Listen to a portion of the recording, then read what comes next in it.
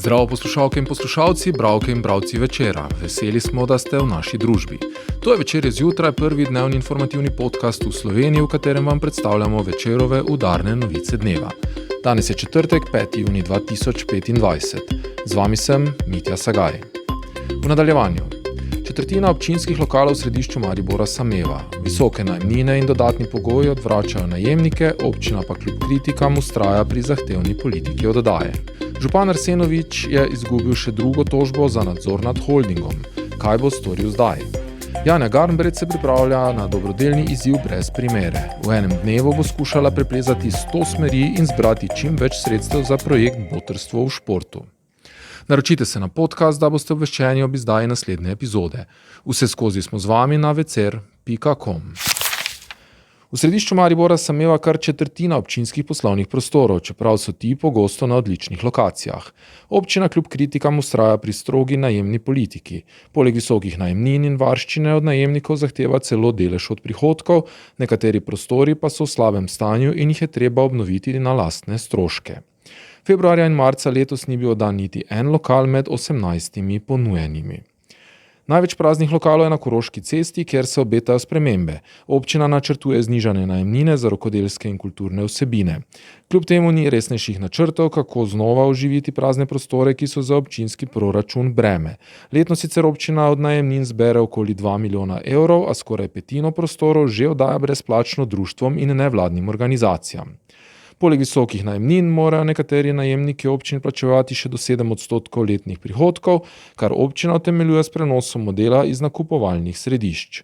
Najemniki pa opozarjajo, da je to rubež in da trenutni pogoji ob prenovah, gradbiščih in manjšem obisku središča niso vzdržni. Z menoj v studiu je Jasmina Cehnar, avtorica tokratne analize praznih občinskih prostorov v mestu. Jasmina, kaj si ugotovila pri tej analizi poslovnih prostorov, ki so v lasti mestne občine Maribor? Veliko zanimivega. Predvsem me je zanimalo, koliko je v centru mesta dejansko praznih občinskih prostorov, ker namreč občani se pritožujejo, da jih je veliko oziroma vse več. Moja analiza pa je pokazala, da jih pravzaprav občutek ne vara.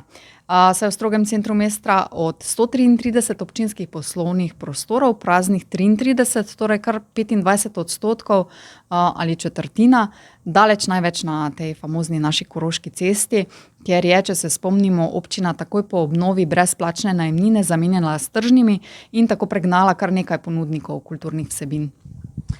Res je, kakšne pa ima občina, če sploh načrte, da se to stanje izboljša? Ja, zaenkrat nič kaj ne kaže, se te razpisne pogoje, ki jih oddajo za oddajo praznih prostorov, vse bolj zaostruje. Poleg dokaj visokih najemnin in pa varščine, recimo v višini kar 3-kratne najemnine, občina namreč po novem, oziroma zadnji 2 leti že praviloma zahteva tudi 7% čistih prihodkov od prodaje na letni ravni, kar je pa res veliko breme.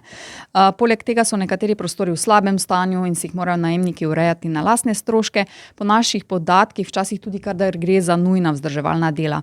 Tako da ne čudi, da za te razpise pravzaprav ni nobenega zanimanja.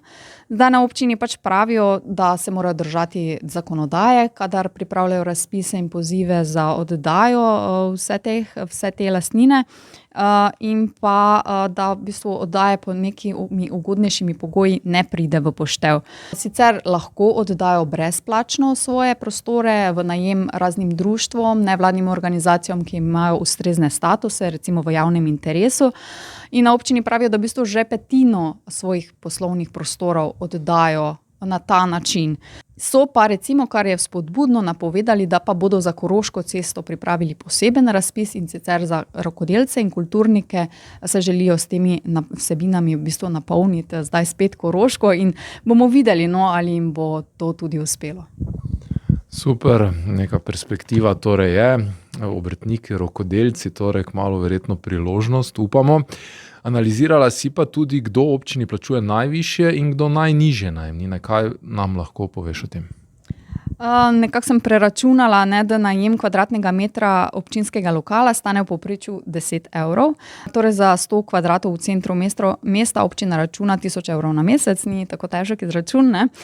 So pa seveda odstopanja navzgor in navzdol in eden od rekorderjev recimo za 106 kvadratov plačuje 5000 evrov.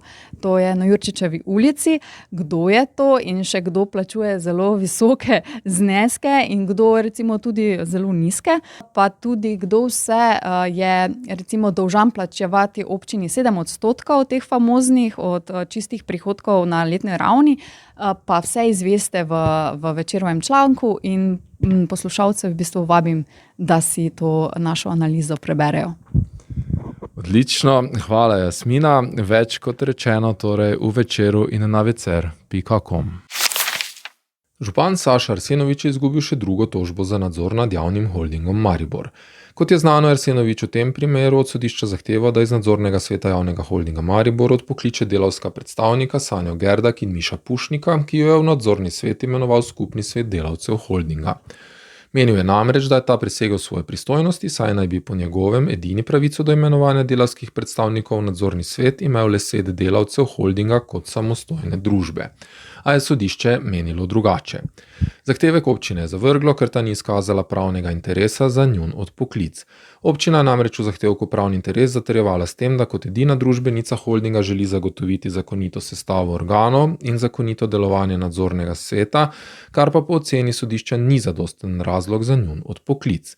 Skladno zakonodajo lahko namreč sodišče člana nadzornega sveta odpokliče le iz utemeljenih razlogov, kot so na primer ogrožene delovanja družbe ali kakršnokoli drugo nezakonito delovanje, tega pa občina v zahtevku ni izkazala, saj ni predstavila nobenih osebnih kršitvenih ali opustitvenih ravnanj obeh nadzornikov. Sodišče je ob tem tudi zavzelo stališče, da občina v tem primeru ni bila pravilno zastopana, saj je zahtevek za odpoklic vložil župan, medtem ko je po odloku o ustanovitvi holdinga za to pristojen mestni svet. Naj pri tem spomnimo, da je mestni svet sprejel celo sklep, s katerim je županu naložil, da od tožbe odstopi, a ga ta ni upošteval. Odločitev sodišča sicer še ni pravnomočna, za pritožbo ima občina zdaj 30 dni časa. Tako Pušnik kot Gerdakova sta odločitev sodišča ocenila kot pričakovano. Včeraj se je na izgubljene tožbe odzval tudi župan Arsenovič. Dejal je: to, da župan nima možnosti vprašati sodišča, kateri delavci imajo pravico biti v nadzornem svetu holdinga in kateri ne, je dokaz, kako neoperativni smo. Arsenovič bo zdaj to odločitev prepustil mestnemu svetu. Pravi, da vidim, ali bodo toliko človekoljubni in pravični, da bodo pripravljeni slišati obe strani delavcev, tako tistih, ki zastopajo skupni svet delavcev holdinga, kot tudi tistih iz sveta delavcev holdinga kot samostojne družbe. Ali se bo občina na odločitev okrožnega sodišča pritožila, še ni znano, saj so, tako župan, sklep sodišča šele prejeli in ga še niso utegnili preučiti. Potem, ko je letos na olimpijskih igrah v Parizu osvojila svojo drugo olimpijsko zlato medaljo, si je najboljša športna plezalka na svetu sezono zastavila nekoliko drugače. Namesto običajnega ritma tekem se Janja Garnbret osredotoča na plezanje v naravi, priprave na izbrane tekme in na enega najbolj drznih dobrodelnih izzivov pri nas. 22. avgusta se bo v plezalnem centru Slovenska Bistrica začel 24-urni plezalni maraton, v katerem bo Janja poskušala preplezati kar 100 zahtevnih smeri, pripravljenih posebej zanjo. Vsaka preplezana smer bo prispevala v sklad za projekt Botrstvo v športu, katerega ambasadorka je Garnbretova postala letos.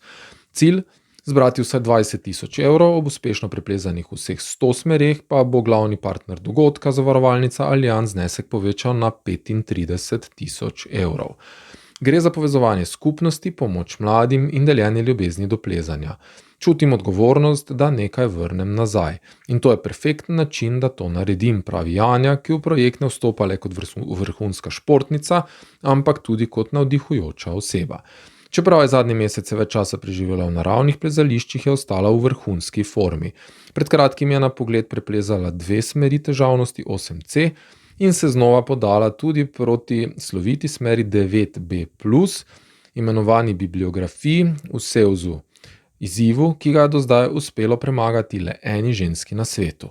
Kmalu jo čaka še vrnitev na tekmovanja, najprej v Innsbrucku, nato v Kopru in avgusta še na svetovnem prvenstvu v Južni Koreji.